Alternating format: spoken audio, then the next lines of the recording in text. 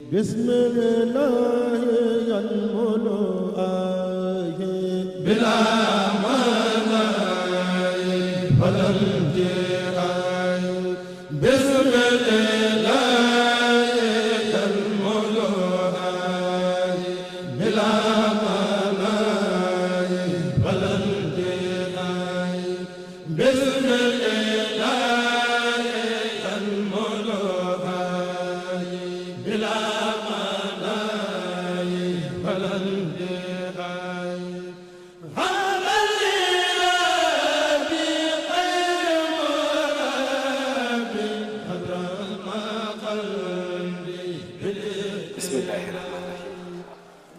Chers confrères musulmans, chers condisciples mourides, chers confrères de l'essence adamique, aujourd'hui, j'ai le plaisir de partager avec d'éminents chercheurs qui m'ont précédé, de partager donc cette plateforme autour de la problématique du management dans le mouridisme. La problématique posée aujourd'hui est complexe, mais complexe parce que simplement les étudiants qui sont censés étudier le management sont sortis des classes pour parler de management en corrélation avec la spiritualité. Ce qui veut dire que s'ils attendaient de nous un traitement technique comme l'avait annoncé M. le directeur général, ils ne seraient pas sortis de leur classe. S'ils sont sortis des classes, c'est pour, en plus de ce qu'ils ont l'habitude d'apprendre en classe, et bien d'apprendre autre chose. Mais en ma qualité d'enseignant en même temps, je ne peux pas ne pas parler de management dans son approche scientifique en face des étudiants, ce qui donne une complexité à cette problématique. Alors, il est question aujourd'hui de traiter une problématique en mettant en connexion une relation bidimensionnelle. Alors, c'est une relation technique dans son approche de scientificité et une relation naturelle dans sa valeur d'essence. La relation dans son approche scientifique, je parle de management. La relation dans sa valeur d'essence, je parle de Cheikh Ahmadou Bamba et du mouridisme. Il est donc important au départ d'avoir campé le débat sur l'essentiel de la problématique. Quand on parle de management, ça veut dire qu'en quelque sorte, il y a une complexité de l'approche gestion qui implique des dispositions autres qui ne sont pas normalisées et qui viennent aider la scientificité dans une approche normalisée pour que le tout puisse aller ensemble. Parce que simplement, il y a des dispositions, il y a une approche d'essence et non pas de réglementation qui vient s'ajouter à la réglementation pour donner un produit. Donc, parler de management, les chercheurs disent qu'en fait, c'est une relation bidimensionnelle entre des principes et des règles quand il s'agit de société.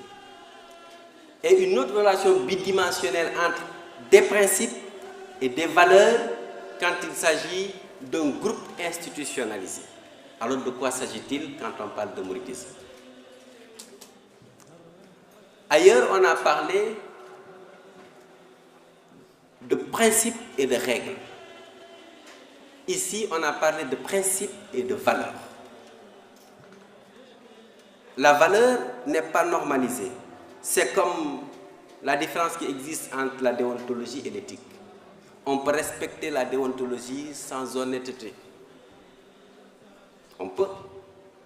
Parce que la déontologie appelle à une mise en conformité de l'action par rapport à une réglementation établie. Donc on peut respecter les règles du métier parce qu'il est dit qu'on doit respecter les règles du métier. Mais peut-être ce n'est pas sérieux. Alors que l'éthique fait appel à la conscience. Donc ça dépasse les règles. Et c'est là où, je ne fais pas de théorie, mais c'est pour revenir sur le sujet. Et c'est là où on comprend la complexité du thème. Parce que simplement parfois, et plus souvent d'ailleurs, le management a besoin de casser les règles, de remettre les compteurs à zéro, de déconstruire pour reconstruire. Alors aujourd'hui, quand on dit le management dans le mouridisme, encore faudrait-il comprendre le fond des concepts évoqués et des fonds de ces concepts. Management, mouridisme.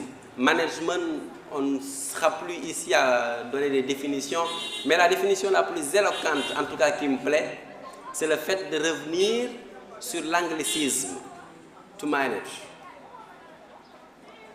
Et to manage, ce n'est pas gérer en anglais. En anglais, dans son étymologie, ce n'est pas gérer. To manage, c'est se tirer d'affaire. C'est-à-dire, débrouillez-vous, trouvez les ruses, les stratégies, les modèles, il faut vous tirer d'affaire. Donc, Cheikh Ahmadou Bamba, fondateur du mouridisme, nous avons utilisé le mouridisme pour aider les gens à avoir accès à la bonne information. Mais le mouridisme en tant que concept n'existe pas. Parce que quand on veut traiter une thématique aussi complexe, on parle à des étudiants, 95% de la présence, c'est des étudiants. Ça veut dire que nous ne devons pas non plus faillir à notre mission d'enseignement. Quand on rentre avec ce concept de mouridisme avec nous, sans comprendre, il y a problème. Donc le mouridisme, en tant que concept, n'existe pas. Parce que le isme doctrinalisé ne nous intéresse pas. Ce qui nous intéresse, c'est le fond informatif. C'est parce que pour comprendre, les intellectuels ont cherché à donner un nom à ce que Cheikh Ahmadou Bamba faisait. Et donc, le nom le plus proche, Mourid, c'est ajouter un isme, ça nous donne mouridisme. Mais il n'existe pas. Ce qui existe, c'est l'islam. Et ce qu'il faut comprendre. Le cheikh a dit, je n'ai point créé ou fondé une confrérie. J'ai trouvé la voie que le prophète, paix et salut sur lui, avait suivie, lui et ses sahaba, ses compagnons. J'ai trouvé cette voie galvaudée, altérée. Mais c'est comme un sentier couvert d'herbe. Je l'ai défriché, j'ai éclairci la voie. J'ai fait en sorte que les gens retrouvent le chemin. Et je leur ai dit, venez, ici se trouve la voie qui mène à la félicité éternelle. Et cette voie s'appelle la Mouridia. C'est l'islam réhabilité dans son authenticité. Donc il est important aujourd'hui, quand on évoque des concepts, qu'on puisse les camper pour ne pas se fourvoyer. Donc, management dans le mouridisme revient à dire management dans l'islam. Et pour ça, il faut qu'on prenne le temps de comprendre. Et l'islam, c'est le Seigneur. Le Seigneur dit, Alif Lam Mim, Zalika al-Kitab, La Rayba Fihi, Huddan lil Muttaqin, Allazina yu'minuna bil Ghayb. Ce que dit le Seigneur. Lui, c'est l'ultime manager, le Seigneur. Mais c'est pour vous amener à comprendre que les sciences que vous apprenez dans les écoles, c'est un processus de mise en adéquation de notre vie terrestre à la logique de la vie céleste réglementée par le Seigneur. Mais ce n'est pas une chose créée de toutes pièces. Nous copions. Le Seigneur dit, regardez, ce livre saint, cette Vulgate, cette sainte Vulgate, est parfaite, le Coran. N'ayez point de doute là-dessus. Tout ce qu'il y a dedans est véridique. Et c'est le livre qui sert d'orientation et de repère à tous ceux qui voudraient accéder à l'agrément de Dieu. Hudan, les muttaqin. Et ceux-là, ce sont ceux qui se mettent dans la voie de la crainte révérentielle. Mais par contre, ceux-là aussi, c'est ceux qui croient sans avoir besoin de voir la preuve. Manager, c'est aussi ça. C'est un art. Et le Seigneur, quand il a dit ça, il dit, par contre, les gens ont besoin de vivre leur vie terrestre avec les choses tangibles dont ils n'ont pas la capacité de saisir. Donc, pour cela, il faut que je leur donne des outils et des moyens, des opportunités pour qu'ils puissent comprendre. Et pour cela, il a communiqué. Il a communiqué. Le Seigneur dit, voilà comment je la veux, cette voie. Et comment je la veux, c'est Ya ayyuhannas ittaqu rabbukumul ladzi khalaqakum min nafsin wahida. Ce que je veux de cette voie, c'est que vous tous, vous ne faites qu'une seule chose, craignez le Seigneur. La création dans son ensemble n'a de sens que lorsque tout le monde se met à adorer le Seigneur. C'est l'ultime objectif du Seigneur. C'est la vision du manager. Il veut aller quelque part, il faut qu'il se fixe des missions. Le Seigneur a été le premier à définir la vision de la voie. Et après, il a dit, pour ce faire, voilà la voie à suivre. C'est la réglementation. Et pour pouvoir suivre une voie, il faut comprendre les éléments qui constituent cette voie. Donc, il faut avoir accès à l'information. Donc, il faut communiquer. Et il envoie des prophètes. À chaque prophète, il donne des objectifs pour un délai déterminé, vers un peuple déterminé. Mais pour respecter la logique normative de l'approche communicative qui voudrait que ce que l'on transmet soit fiable, qu'il n'y ait pas de biais et que cela se fasse dans les règles les plus authentiques, le Seigneur a déjà préparé ses envoyés avec 3 attributs que l'on retrouve dans ce qu'on enseigne aux étudiants en communication. Il dit que l'envoyé que j'envoie, pour ne pas se répéter, est doté de 3 attributs. Le premier est ce qu'on appelle al-sitr. Le deuxième est ce qu'on appelle al-amana. Et le troisième est ce qu'on appelle al-tabligh.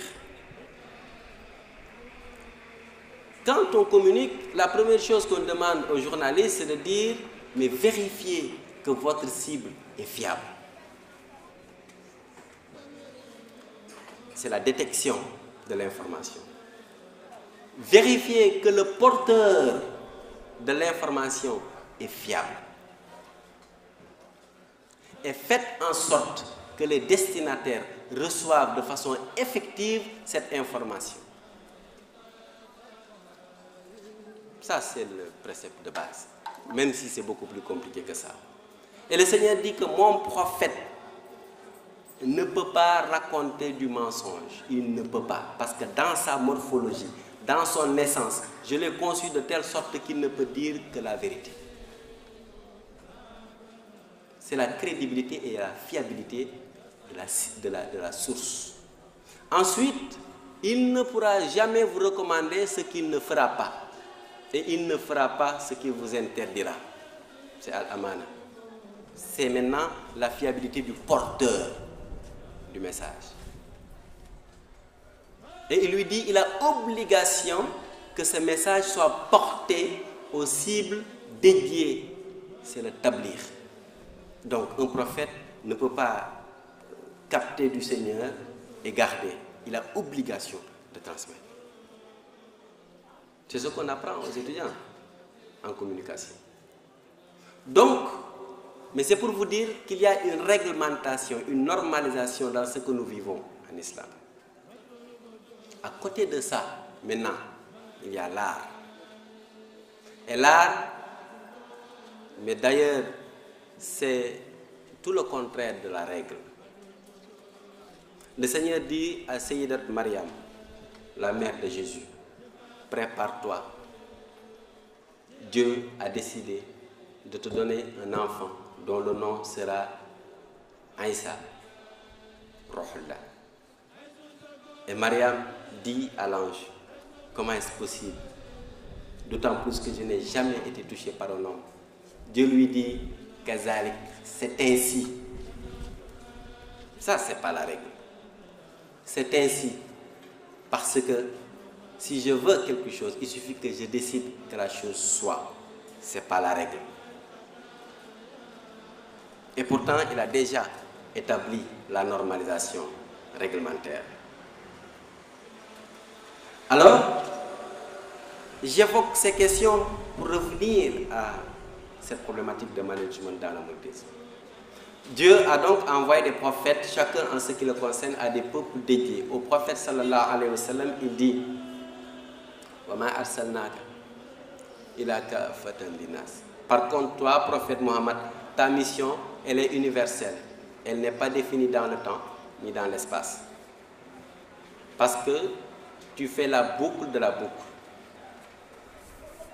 Et à lui, il dit, tu es le meilleur des créatures. Et à toi, je confie le décret. Donc ce porteur-là est différent des autres porteurs. Parce que non seulement sa mission interpelle le peuple dans leur globalité, mais il a en possession de lui cette capacité de pouvoir décréter. Ce n'est pas la règle. Alors, c'était quoi l'approche management, si on peut dire ainsi, du prophète sallallahu alayhi wa sallam? Le prophète, on lui a dit, le peuple que tu as trouvé sur place est un peuple mécréant. Tu as la capacité, la possibilité, tous les droits de pouvoir décider, détruire, donner, pourvoir comme tu le veux. Il dit, il faut donc les aider à savoir. C'est comme ça qu'il a commencé, le prophète, paix et salut sur lui. Il a fait en sorte que ceux qui étaient considérés comme des mécréants comprennent qu'en plus des règles, il y a des valeurs. Et c'est pourquoi il n'a été appelé Muhammad Rasulullah sallallahu alayhi wa sallam que bien après. Mais il a été appelé Muhammadul Amin, le plus digne de confiance. Donc, il a voulu faire la promotion des valeurs avant de faire la promotion des règles. Comment se comporter entre personnes? Comment vivre dans la solidarité? Comment aider le pauvre? Comment donner du conseil à celui qui en a besoin? Et comment servir? Et pourtant, il était le meilleur des créatures. Donc, il est important de comprendre que quand on parle de management, l'axiologie ou la paraxiologie n'est pas justifiée. La scientificité du management, c'est au second plan. Mais ça vient quand même pour donner de la force à l'art qui donne de la valeur au résultat. Et après, on lui a dit, tu es prophète de Dieu. Tu l'as toujours été. Et voici les règles que ta communauté doit suivre. Et ce sont ces règles que nous essayons de suivre. Prier, aller à la Mecque quand on peut, faire l'aumône, le zakat, etc. Mais ce n'est pas ça l'objectif du Seigneur. Ça, c'est les règles qui doivent nous aider à réussir. Mais ce n'est pas l'objectif. Inna salat tanha anil fahsha wal munkar. L'objectif de la prière, ce n'est pas les génuflexions, etc. Ça n'intéresse pas le Seigneur. Les génuflexions n'intéressent pas le Seigneur. C'est une normalisation qui nous aide à une concentration vers un objectif. L'objectif, tanha anil fahsha wal munkar. Le fait de prier nous éloigne de l'illicite et de l'interdit. Donc l'objectif, si on fait une corrélation entre objectif, mission et vision, c'est éviter le mal et faire le bien pour accéder à l'agrément du Seigneur. Et c'est pourquoi j'évoque souvent l'exemple de Mame Cheikh Ibra Fall, parce qu'il a déconstruit ce qui n'a pas été en norme pour reconstruire, pour aider les gens à arriver à l'objectif. Et ça, c'est manager. Quelqu'un disait que manager, c'est résister. Mais c'est vrai. Alors, le management dans le mouridisme, si le cheikh dit je n'ai pas créé de confrérie, qu'est-ce qu'il a fait?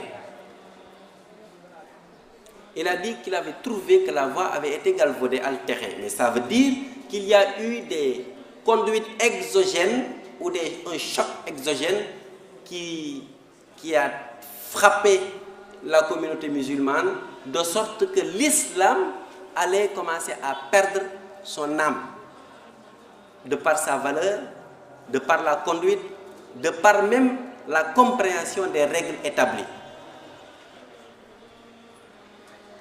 Donc, les gens se réclamaient de l'islam, mais adoptaient des conduites qui n'avaient absolument rien à voir avec l'islam. Et le cheikh a été désigné par le Seigneur lui-même. Il l'a dit, Rama Rasulullah min ilahi kawni khadimuhu wa abdallah. Le prophète, paix et salut sur lui, a sollicité auprès du Seigneur que je devienne son serviteur privilégié. Pour une mission. Donc le cheikh, on ne l'a pas envoyé comme ça, on l'a aussi envoyé pour une mission. Et cette mission n'est rien d'autre que celle-là qui se met à côté de la mission du prophète, c'est-à-dire Rahmatan lil alamin. C'est une mission de sainte miséricorde. Donc, qu'est-ce qu'il a fait, lui? Il a managé. Il a managé, mais avec un art différent. Il n'a pas rénové. Il a voulu réhabiliter. C'est-à-dire qu'une authenticité, on ne la change pas, surtout s'il s'agit de l'authenticité divine. On ne la change pas, mais on la réhabilite s'il y a des choses extérieures qui viennent s'ajouter aux éléments authentiques. Donc, ce que le cheikh a fait, c'est de dire, ok, c'était quoi, ou c'est quoi l'islam? En dehors de tous ces dogmes, en dehors de toutes ces règles que nous connaissons et que nous partageons, c'est quoi l'islam? Dieu a voulu que les gens accèdent à la félicité éternelle. Donc Dieu ne veut pas faire du mal à son proche, à sa créature. Dieu ne voudrait pas, il ne veut pas. Il a dit au prophète, wa ma arsalnaka illa rahmatan lil alamin. Je ne t'ai envoyé vers les gens, vers les créatures, que pour simplement que tu leur serves de miséricorde. Donc qu'est-ce qui a fait que les gens se sont détournés de la voie initiale? C'est parce que simplement, l'être humain est doté, de par son essence, d'imperfection, qui aujourd'hui s'immisce avec la vie terrestre qui est pavée de relations d'intérêt qui font que l'être humain, parfois même, oublie son objectif ultime. Donc, par le jeu d'intérêt, par l'orgueil, par la passion, les gens ont adopté des conduites qui finalement avaient été érigées en règles dans la société musulmane. Ce qui a fait que finalement, cette société dite musulmane est devenue une société coloriée avec différents champs d'intérêt. Le cheikh a dit, je vais réhabiliter cette voie. Et quand il a dit, voilà le chemin qui mène vers la félicité éternelle, c'est la voie de la Mouridia. Par extension, c'est la voie qui mène à l'agrément de Dieu pour ceux qui y aspirent. Donc, mais comment le cheikh a managé? Ça, c'est important. Il a déconstruit, le cheikh a déconstruit pour reconstruire. Il a déconstruit ce qui avait été galvaudé. Il avait commencé par enseigner, au même titre que son père, à transmettre le savoir, de la même façon que la chose avait été réglementée. Jusqu'à ce qu'un jour, le Seigneur lui dise, par la voix du prophète, paix et salut sur lui, Rabbi ashabaka bil himmad wa la turabbihim bidars faqat. Inspire à tes disciples une formation spirituelle. Et non pas une formation uniquement livresque. Mais c'est simplement pour dire que la formation livresque que les gens avaient reçue n'avait pas d'intérêt particulier sur le changement comportemental de l'être humain. Et comme ça ne suffisait pas, parce qu'il n'y avait que des centres d'enseignement, il fallait, en plus de l'enseignement, parce que là aussi il faut bien le comprendre, le cheikh n'a jamais été un acteur de la déconstruction de l'éducation. Il a été un acteur du renforcement des capacités. Donc il n'a pas arrêté les centres, il a réorganisé les centres. Et ça, c'est le propre du manager, c'est le recadrage institutionnel. Donc, quand on parle de management, à deux niveaux bidimensionnels toujours, le management stratégique et le management opérationnel. Au niveau décisionnel, quand on constitue le fonds informatique pour créer ou mettre en exergue sur la table la vision, on parle de stratégie. Elle peut être gérée par un porteur, et dans ce cas, c'est Cheikh Ahmadou Bamba. Dans ce cas, c'est Cheikh Ahmadou Bamba. Donc, le management opérationnel, c'est la mise en adéquation des objectifs qui ont été définis par la mission adossée à la vision en secteur de mise en application. Et il faut surveiller ces secteurs, il faut le pourvoir de moyens et d'outils pour pouvoir y arriver. Donc, comment lui a-t-il fait chez Ahmadou Bamba?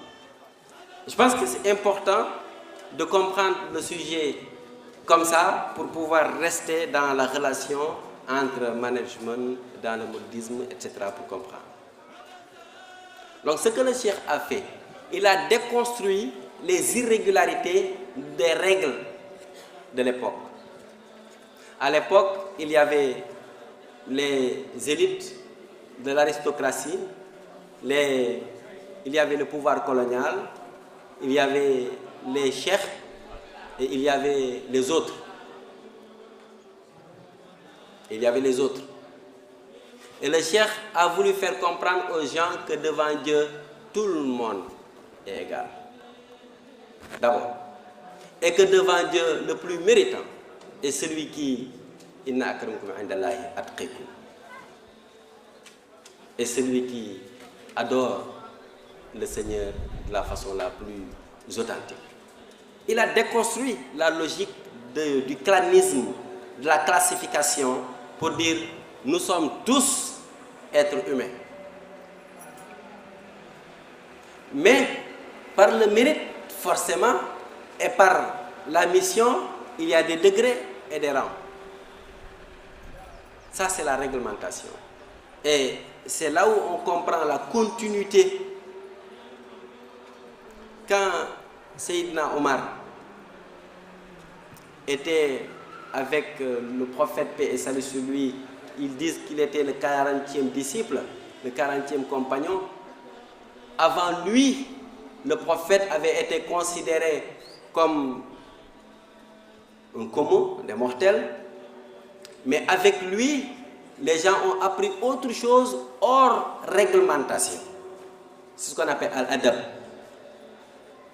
la conduite légale, la correction spirituelle, la discipline du groupe. Et c'est pourquoi Cheikh Ahmadou Bamba dit c'est-à-dire que c'est de par la correction de Sayyidina Omar que les autres ont appris comment se comporter devant le prophète, paix et salut sur lui. Ça, c'est pas la règle. Ça, c'est l'obligation du moment pour rester sur la voie qui mène vers la félicité. Et c'est exactement ce qu'a fait Mame Cheikh Ibrahima Fall. Pour dire, vous voulez aller vers la félicité éternelle, voilà la voie, mais vous avez besoin d'un guide. C'est lui, suivez-le. Fermez les yeux, bouchez vos oreilles, mais ne restez pas sans esprit. Mais c'est pour vous dire qu'on dit simplement que le mouride est fou, il est fou pour suivre, mais il n'est pas fou dans la logique de fond. Alors, le piège, c'est que nous avons vécu un formatage de l'esprit de telle sorte que finalement, on nous a fait comprendre que la réglementation est la seule voie qui mène au résultat.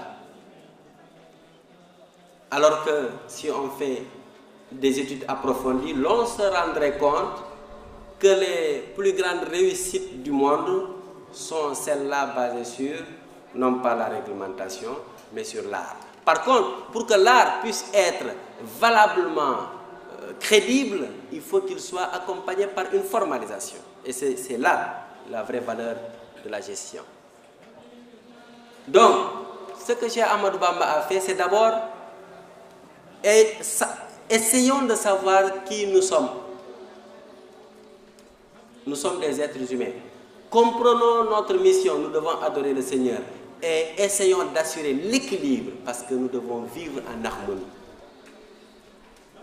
Alors qu'à l'époque, ce n'était pas l'harmonie. À l'époque, c'était la dislocation des points d'accroche qui doivent mener à l'harmonie solidaire.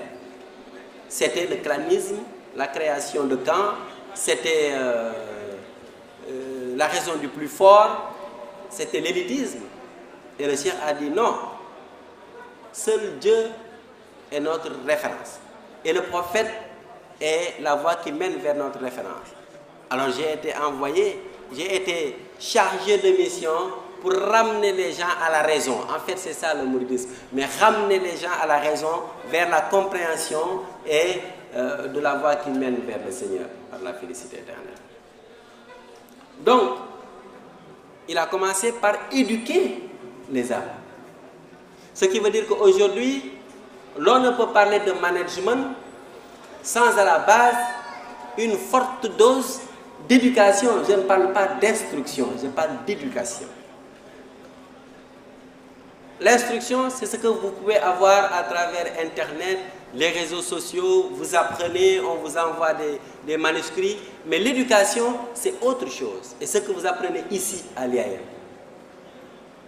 On vous donne des aptitudes, sans pour me répéter, mais pour pouvoir être apte à faire face aux exigences de la vie réglementée. Et le Cheikh a commencé par ça. Il a commencé par forger la personnalité de l'être humain avant même de parler de la réglementation, tout en mixant à cela la formation livresque. Et lorsque l'être humain avait alors compris qu'il faille étudier les sciences religieuses, mais qu'à côté qu'on devait respecter son prochain, il avait un plus par rapport à celui qui étudiait uniquement pour réciter sans pour autant apprécier la valeur de la personne qui est à côté. Et le cheikh a essayé de comprendre quels étaient les problèmes qui pouvaient freiner le processus de croissance vers la maturité de cet être. Il a essayé de détecter ces problèmes. Et quand il a détecté ces problèmes, mais il a su que ces problèmes n'étaient pas dans l'esprit, mais ces problèmes étaient dans l'âme de l'être humain. Et il a commencé par casser ces obstacles. Pourquoi ne pas savoir que l'autre doit mériter ce que nous méritons? Pourquoi penser qu'on est meilleur que l'autre? Pourquoi vouloir que les autres sachent ce que nous faisons? Mais pour qui faisons-nous? Donc ce sont ces vices qui sont complexes qu'on appelle dans le soufisme al-riya ou al-hujb, al-kibru, al-su'az-zanni, c'est-à-dire l'orgueil, c'est-à-dire les arrière-pensées, c'est-à-dire la fierté personnelle, c'est-à-dire le fait qu'on se donne de l'importance. Il a voulu casser ces obstacles qui perturbent l'être humain jusqu'à ce que l'être humain comprenne qu'il est d'abord être humain. Et après, il lui donne maintenant des valeurs. Les valeurs de partage, les valeurs de solidarité, les valeurs de cordialité et la valeur absolue de service.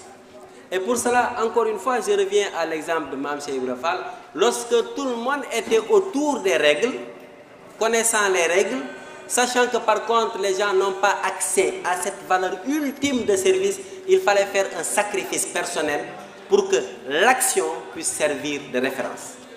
Et il a fait extinction de son être pour servir, jusqu'à ce que les autres comprennent que la vie, mais c'est servir, si on va accéder à l'agrément du Seigneur. Ceci n'était pas dans les règles. Ceci n'était pas dans les règles formalisées.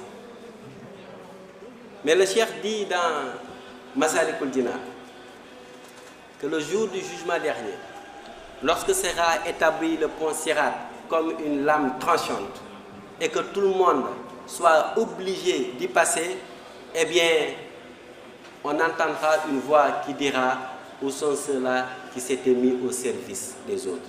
Et eux diront nous, et il le dit, passez, vous n'êtes pas concernés. Donc, c'est pour juste dire que maintenant, lorsque le cheikh a établi le socle, ça c'était le socle, il devait assurer la pérennité. Parce que manager, c'est aussi prévoir. Manager, c'est prévoir. Il devait assurer la pérennité de l'histoire, la pérennité de la voix, la pérennité de l'authenticité. Et comme manager, c'est prévoir, il a créé des foyers d'assimilation de ces valeurs. Et il a commencé par créer des daara, des centres d'enseignement et de formation spirituelle. Et dans ces centres, il a non seulement fait déteindre le fondement même de l'islam, jusqu'à ce que chaque élément du centre puisse être une référence qui mène vers cet idéal. Parce qu'il est dit dans le management que dans le management de groupe, l'idéal aurait voulu qu'on mette une harmonie entre les activités, les interconnexions entre les hommes, les femmes, les moyens, les ressources, etc., pour assurer une efficience, mais aussi une vie agréable de chaque élément de cet ensemble. Donc, le cheikh a voulu que nous, aujourd'hui, plus de 100 ans après, que nous puissions être en adéquation avec cette flamme qu'il avait rallumée à l'époque. Ça, c'est la durabilité de l'approche management. On ne manage pas pour le moment. Donc, le fait aujourd'hui que nous puissions comprendre que nous avons une vie à animer par le partage, par la solidarité, par la paix. Le fait que nous soyons en mesure aujourd'hui de comprendre que chaque être humain est frère de l'autre, mais c'est le fruit d'un processus d'approche managériale de Cheikh Ahmadou Bamba qu'il a hérité du prophète sallallahu alayhi wa sallam. Donc c'est pour dire, à côté des règles, nous avons les valeurs. Et les règles ne viennent que pour conforter les valeurs et non pas pour remplacer les valeurs.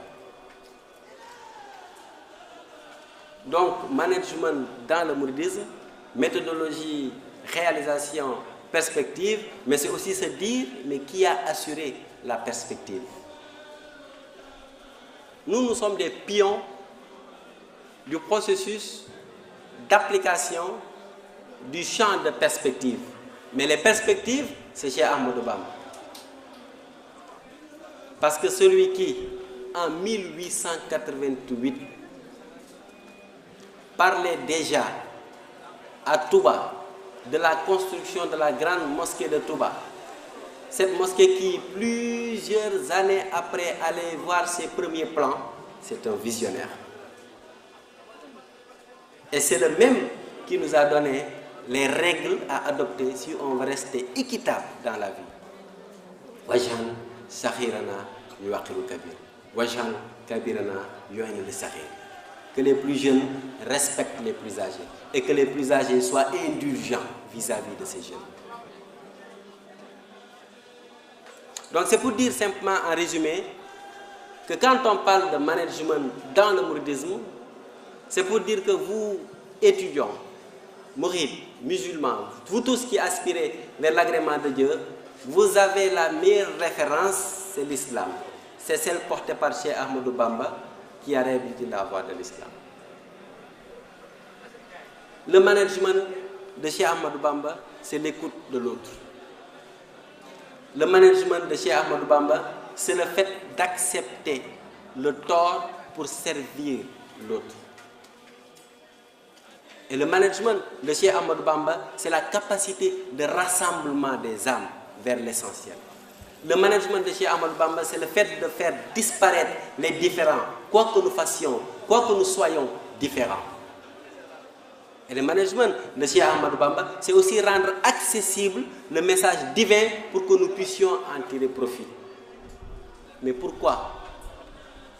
Pour rester dans la logique du respect de la norme.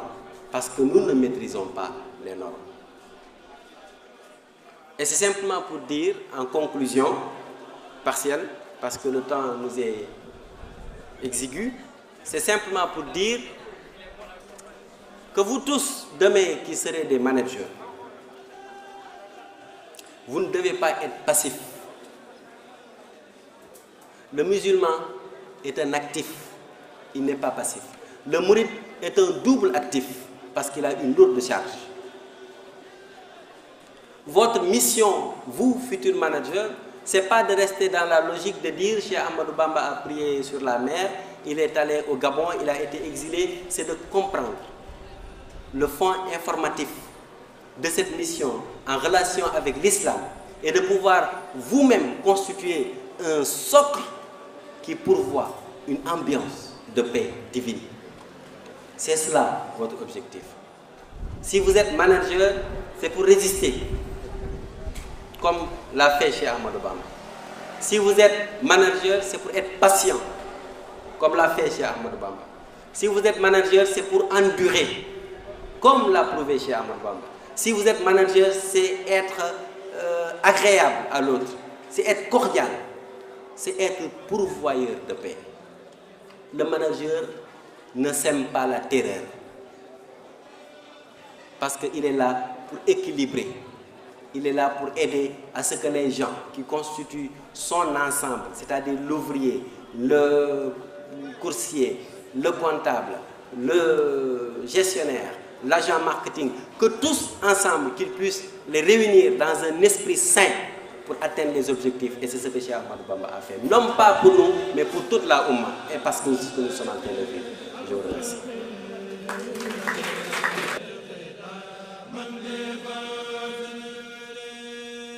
عليك من الذي أبلغ لديه